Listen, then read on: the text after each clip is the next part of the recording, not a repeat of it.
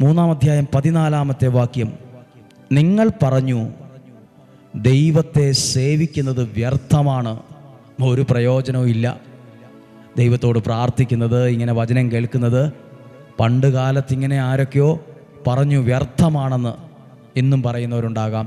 ഇതൊന്നും കഥയില്ലാത്ത കാര്യമില്ലാത്ത കാര്യമാണ്, ഇതുകൊണ്ട് എന്താ പ്രയോജനമുണ്ടത്? അന്നത്തെ കാലത്ത് ചിലർ പറഞ്ഞു ഇതൊക്കെ വ്യർത്ഥമാണ്. അവിടുത്തെ കൽപ്പനകൾ അനുസരിക്കുന്നത് കൊണ്ടും സൈന്യങ്ങളുടെ കർത്താവിൻ്റെ മുമ്പിൽ വിലാപം ആചരിക്കുന്നവരെ പോലെ നടക്കുന്നത് കൊണ്ടും എന്തു പ്രയോജനം? അവർ പറയുന്നു ഒരു പ്രയോജനവും ഇല്ലെന്ന്. നമ്മളും ഈ ഡെയിലി വചനങ്ങൾ കേൾക്കുമ്പോഴേ, നിയോഗ പ്രാർത്ഥനയൊക്കെ വിശ്വാസത്തോടെ ചെല്ലുമ്പോഴേ അവർ പറയും ഇതുകൊണ്ടൊക്കെ എന്തു പ്രയോജനം? പണ്ടും ഇങ്ങനെ ചിന്തിക്കുന്നവരുണ്ടായിരുന്നു. എന്താ പ്രയോജനമെന്ന് കേട്ടുകൊള്ളുക.